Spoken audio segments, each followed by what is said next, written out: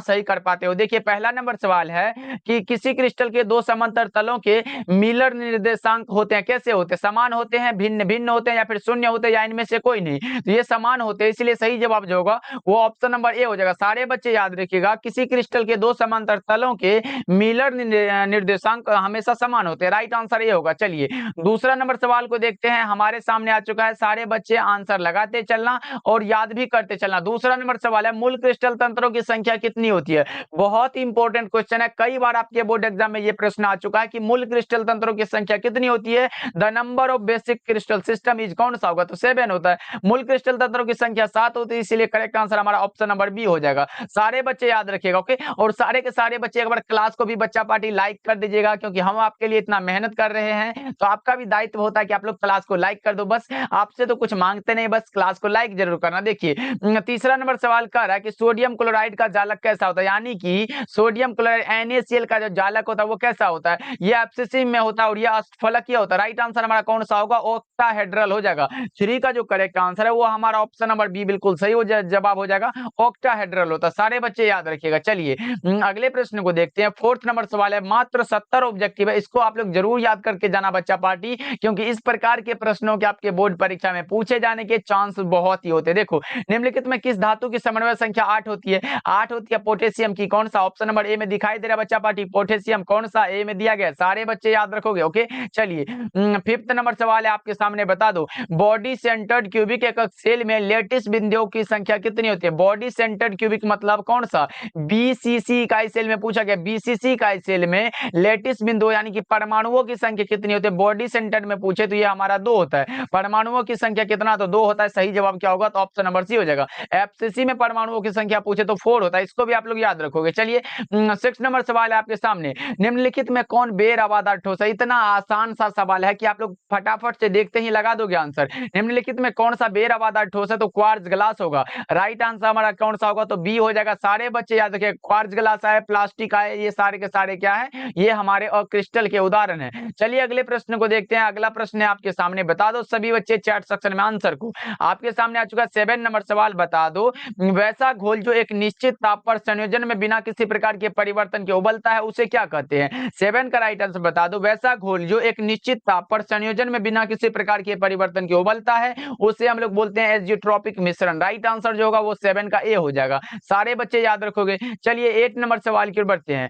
8 number सवाल है आपके सामने, निम्न में से विलयन के लिए कौन अनुसंख्यक गुण है? मैंने बताया था कि विलयन का अनुसंख्यक गुणधर्म वह है जो विलयन में उपस्थित विलय के कणों की संख्या पर निर्भर करता है, कणों के आकार या प्रकृति पर निर्भर नहीं करता है। तो अब बता दो, मैंने बताया था 4 एग्जांपल, प्रासरणी दाब, वाष्प दाब का अपेक्षिक अवनमन, क्वथनांक का उन्नयन और हिमांक का अवनमन। कितना हुआ? 4 हुआ ना। और ये प्रासरणी दाब आपको दिख रहा है, यानी कि परासरण दिख रहा है। ऑप्शन नंबर ए हमारा सही हो जाएगा। सारे बच्चे याद रखिएगा, ओके। चलिए 9 नंबर सवाल है आपके सामने, बता दो 9 नंबर सवाल कर रहा है, समुद्र जल का परिसारक दाब लगभग कितना होता है? समुद्र जल का परिसारक दाब लगभग हमारा कितना होता है? 30 ATM होता है, यानी कि 30 एटमॉस्फेयर। करेक्ट आंसर ये होगा। 9 का सही जवाब ऑप्शन नंबर ये हो जाएगा। तो सारे बच्चे ध्यान में रखिएगा बच्चा पार्टी। चल बढ़ते हैं और अगला प्रश्न ये रहा, 10 नंबर सवाल है, निम्नलिखित में से राउल्ट का नियम कौन है? निम्नलिखित में कौन सा है जो राउल्ट का नियम है? राउल्ट का नियम आपसे पूछा गया। 10 का राइट आंसर सभी बच्चे लगाएंगे, कौन सा होगा? तो P बराबर, अगर राउल्ट का नियम पूछे तो P बराबर होता है, हमारा फॉर्मूला है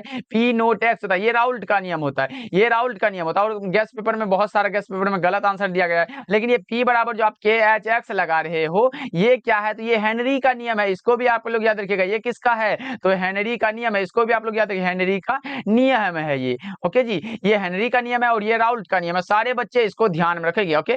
चलिए अगले प्रश्न को देखते हैं। 11 नंबर सवाल है आपके सामने है, आदर्श विलयन में मिश्रित होने के कारण अवयवों के एंथैल्पी परिवर्तन क्या होता है? शून्य होता है, पॉजिटिव होता है, नेगेटिव होता है, या इनमें से कोई नहीं? तो मैंने बताया था कि डेल्टा H मिक्स बराबर डेल्टा, अगर H बराबर भी 0 होता है और डेल्टा भी बराबर भी क्या होता है? 0 होता है, बस हमेशा 0 होता है। राइट आंसर ये होगा, ये आदर्श विलयन के लिए, ओके। चलिए अगले प्रश्न को देखते हैं। 12 नंबर सवाल है आपके सामने। निम्न में से कौन ताप द्वारा प्रभावित नहीं होता है? बता दो। Which of the following is not affected by temperature? कौन सा होगा ताप के द्वारा जो प्रभावित नहीं होता है? वो होता है मोललता। मोललता याद रखोगे, मोलालिटी होता है। मोल पर केजी किसका होता है? मोल पर केजी इसका मात्रक होता है। इसको भी आप लोग याद रखोगे, इंपॉर्टेंट है। ओके, चलिए नेक्स्ट सवाल की ओर बढ़ते हैं। 13 नंबर सवाल है आपके सामने। बता दो गैल्वेनिक सेल में एनोड क्या होता है? गैल्वेनिक सेल में एनोड का कार्य क्या है? बता दो सभी बच्चे। गैल्वेनिक सेल में एनोड का कार्य ऋणात्मक इलेक्ट्रोड है। कौन सा ये होगा? गैल्वेनिक सेल में एनोड जो होता है वो ऋणात्मक होता है। याद रखिएगा, ये भी इंपॉर्टेंट क्वेश्चन है। चलिए 14 नंबर सवाल है आपके सामने। बता दो निम्नलिखित में कौन सबसे शक्तिशाली अवकारक पदार्थ है? यहाँ क्या अवकारक पदार्थ पूछा गया? मैंने ऑक्सीकारक दिया था तो आप लोग सही सही लगा दिए थे सर ये फ्लोरीन होता है, लगा दो। ऑक्सीकारक के लिए फ्लोरीन होता है, लेकिन यहाँ अवकारक पूछ दिया गया तो अब क्या लगाओगे? ये हमारा कौन सा ऑक्सीजन अवकारक में हमारा आयोडीन होता है। राइट आंसर सी होगा। देखो मैंने क्या बताया था, अगर पूछे निम्नलिखित में कौन सबसे शक्तिशाली ऑक्सीकारक पदार्थ है तो आप F2 को लगाना। अगर पूछे अवकारक पदार्थ तो वो I2 को लगाना। Okay clear. चलिए 15 नंबर सवाल की ओर बढ़ते हैं। आपके सामने आ चुका है 15 नंबर सवाल। बता दो बच्चा पार्टी विद्युत रासायनिक तुल्यांक का मात्रक क्या होता है? विद्युत रासायनिक तुल्यांक का मात्रक बता दो सभी बच्चे। 15 का राइट आंसर। विद्युत रासायनिक तुल्यांक का जो मात्रक होता है वो कौन सा होता है? बताओगे क्या आप लोग? 15 का राइट आंसर सभी बच्चे यह होता है ग्राम प्रति कूलम होता है। कौन सा? ग्राम प्रति कूलम होता है। करेक्ट आंसर सी हो जाएगा। 16 नंबर सवाल है आपके सामने। 16 नंबर सवाल क्या कह रहा है? द्रवित सोडियम क्लोराइड के वैद्युत अपघटन से कैथोड पर क्या मुक्त होता है? द्रवित NaCl के वैद्युत अपघटन से कैथोड पर मुक्त होता है सोडियम। कैथोड पर क्या मुक्त होता है बच्चों? सोडियम होता है। हमारे साथ बोलते भी चलो जिससे कि आपको क्लास में याद होगा। जैसे हम जो भी बोल रहे हैं उसको आप लोग दोहराते भी चलो। मोबाइल आप आगे में रख लो, उसको दोहराते चलो। पहले एक बार याद जरूर कर लो, तब देखते हैं कैसे गलत होता है एक भी प्रश्न। चलिए फिर अगले प्रश्न की ओर बढ़ते हैं और अगला प्रश्न 17 नंबर सवाल होगा। विलियन में विद्युत संचालन कार्य विलियन में विद्युत का संचालन करते हैं कौन? बता दो आप लोग। विलियन में विद्युत का संचालन कौन करते हैं? तो वैद्युत अपघट्य। कौन सा? ये हो जाएगा, यानी कि इलेक्ट्रोलाइट्स होते हैं। चलिए अगले प्रश्न की ओर बढ़ते हैं। अगला प्रश्न है 18 नंबर सवाल। बता दो, बहुत इंपॉर्टेंट है ये क्वेश्चन, तो बहुत इंपॉर्टेंट है बच्चा पार्टी, याद रखोगे आप लोग। देखो क्या कर रहा है सवाल है, किस कोटि की अभिक्रिया के लिए वेग तथा वेग स्थिरांक की इकाई क्या होती है? समान होती है। और मैंने बता चुका है कि शून्य कोटि की अभिक्रिया की दर क्या होती है? निश्चित होती है। तो उसी प्रश्न को ऐसे पूछ दिया तो हम लोग शून्य कोटि के सिवा किसी को लगाएंगे क्या? ऑप्शन नंबर ए बिल्कुल सही जवाब हो जाएगा। ओके चलिए अगले प्रश्न को देखते हैं। 19 नंबर सवाल है आपके सामने। 19 नंबर सवाल कह रहा है कि किसी वस्तु के प्रतिक्रिया करने का दर निर्भर करता है, किस पर निर्भर करता है? और ये क्या है? तो बहुत इंपॉर्टेंट क्वेश्चन आपके सामने। बता दो किसी वस्तु की प्रतिक्रिया करने का जो तो निर्भर करता है वो करता है एक्टिव वेट पर। कहां है? तो ऑप्शन नंबर डी में आपको दिखाई दे रहा है ना, लगा लो। ये डी वाला ऑप्शन बहुत ही सही जवाब है। ओके और ये क्वेश्चन बहुत इंपॉर्टेंट है। चलिए अगले प्रश्न को देखते हैं। 20 नंबर सवाल है आपके सामने। अब बता दो बच्चा पार्टी इसका राइट आंसर क्या होगा? अधिकांश अभिक्रियाओं के लिए ताप गुणांक का मान निम्नलिखित में किसके बीच में रहता है? किसके बीच रहता है? तो यह रहता है 2 और 3 के बीच में। कौन सा? ए सही जवाब होगा। 20 का ए लगा रहे हो आप लोग तो आपका भी सही जवाब हो जाएगा। सारे बच्चे एक बार क्लास को लाइक कर देना बच्चा पार्टी, वैसे बोलते नहीं है तो एक बार सभी बच्चे क्लास को लाइक कर देना। ओके जी सभी बच्चे कर देना। चलिए फिर अगले प्रश्न को देखते हैं। 21 नंबर सवाल है आपके सामने है। 21 नंबर सवाल, रासायनिक अधिशोषण कैसी अभिक्रिया होती है? रासायनिक अधिशोषण कैसी अभिक्रिया होती है? अनुत्क्रमणीय। रासायनिक अधिशोषण अनुत्क्रमणीय यानी कि इरिवर्सिबल होती है। कौन सा? बी में दिया गया है, लगा लो आप लोग। चलिए 22 नंबर सवाल को देखते हैं। 22 नंबर सवाल कह रहा है कि P2O5 अच्छा है एक। P2O5 अच्छा क्या है? एक ये अवशोषक होता है, यानी कि एब्जॉर्बेंट होता है। राइट आंसर हमारा बी होगा, अवशोषक लगा लो, याद रखिएगा आप लोग। ओके चलिए अगले प्रश्न को देखते हैं। 23 नंबर सवाल है। रक्त पर आवेश पाया जाता है कितना? रक्त पर कौन सा आवेश पाया जाता है? शून्य होता है, ऋणात्मक, धनात्मक या फिर द्रव गैस में द्रव? तो ये ऋणात्मक होता है। रक्त पर आवेश ऋणात्मक होता है। रक्त र से रक्त और र से ऋणात्मक होता है। बस याद रखने के लिए कोई भी ट्रिक काफी है। चलिए अगले प्रश्न को देखते हैं। अगला प्रश्न 24 नंबर सवाल है। अपमार्जक को क्या कहा जाता है? अपमार्जक को जो कहा जाता है वो क्या कहा जाता है?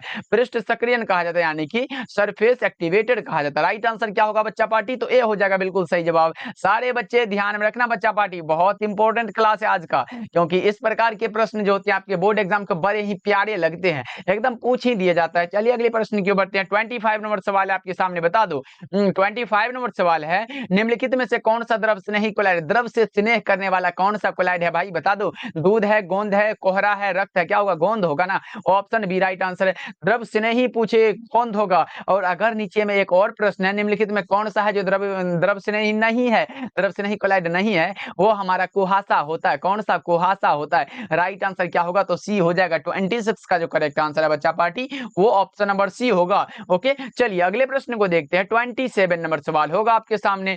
बता दो क्या होगा 27 का करेक्ट आंसर।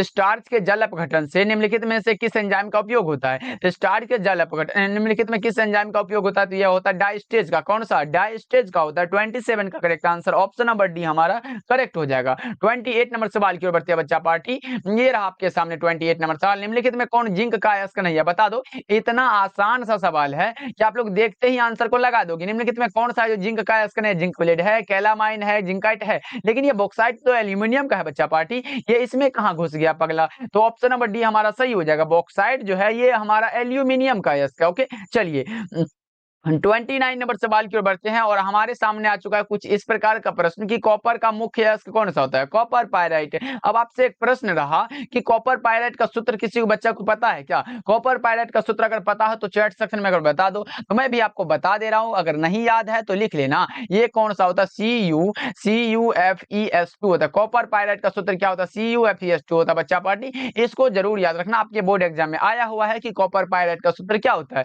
CuFeS2 होता है। याद रखोगे आप लोग। चलिए अगले प्रश्न को देखते हैं। अगला प्रश्न है 30 नंबर सवाल। अयस्क में उपस्थित अशुद्धि को क्या कहते हैं? बता दो। सभी बच्चे चैट सेक्शन में लगा दो। अयस्क में उपस्थित अशुद्धि को क्या बोलते हैं? तो गैंग या फिर अधात्री बोलते हैं। राइट आंसर क्या होगा? बी हो जाएगा। अयस्क में उपस्थित अशुद्धि को गैंग या फिर अधात्री बोलते हैं। राइट आंसर हमारा कौन सा? तो बी हो जाएगा बच्चा पार्टी। ओके, चलिए 31 नंबर सवाल की ओर बढ़ते हैं। 31 नंबर सवाल है एल्यूमिनियम का अयस्क कौन सा है? एल्यूमिनियम का अयस्क पूछा, अब बता दो। एल्यूमिनियम का भी बताया कि बॉक्साइट होता है। एल्यूमिनियम का कौन सा? बॉक्साइट होता है ना। तो ऑप्शन नंबर ए लगा लो बच्चों, सही हो जाएगा। ओके जी, चलिए 32 नंबर सवाल है आपके सामने। 32 नंबर सवाल है मेलेकाइट किसका अयस्क है? मेलेकाइट जो अयस्क होता है ये किसका होता है? तांबा का अयस्क। किसका है? तो तांबा का है। आप बता दो, खोज के दिखाओ कौन सा है तांबा। तो ऑप्शन नंबर बी होगा, क्योंकि कॉपर का हिंदी ही तांबा होता है। कौन सा? बी होगा 32 का। लगा लो आप लोग। चलिए 33 नंबर सवाल की ओर बढ़ते हैं। हमारे सामने आ चुका है प्रश्न। सिनेबार कहा जाता है, किसको कहा जाता है? वो कहा जाता है मरकरी सल्फाइड को। HGS को कहा दिया गया? तो ऑप्शन नंबर ए में दिया गया, मरकरी सल्फाइड इसका नाम है। ओके, चलिए अगले प्रश्न को देखते हैं। अगला प्रश्न है 34 नंबर सवाल। विद्युत विच्छेदन विधि द्वारा शुद्ध किया जाता है किसको? विद्युत विच्छेदन की क्रिया के द्वारा किसको शुद्ध किया जाता है? बता दो सभी बच्चे। विद्युत विच्छेदन की क्रिया कॉपर को किया जाता है। कौन सा? सी में दिया गया, कॉपर को शुद्ध किया जाता है। राइट आंसर हमारा क्या होगा? तो ऑप्शन नंबर सी बिल्कुल सही जवाब हो जाएगा। सारे बच्चे इसको याद रखिएगा। ओके, चलिए अगले प्रश्न की ओर बढ़ते हैं। 35 नंबर सवाल है आपके सामने। बता दो 35 नंबर सवाल कह रहा है कि बता दो, इतना आसान सा सवाल है, निम्नलिखित में किस धातु का निष्कर्षण विद्युत विच्छेदन की क्रिया के द्वारा नहीं होता है? देखो, विद्युत विच्छेदन की क्रिया के द्वारा हम लोग सोडियम का करते हैं, मैग्नीशियम का करते हैं, एल्यूमिनियम का, लेकिन ये लोहा का कभी नहीं करते। लोहा का नहीं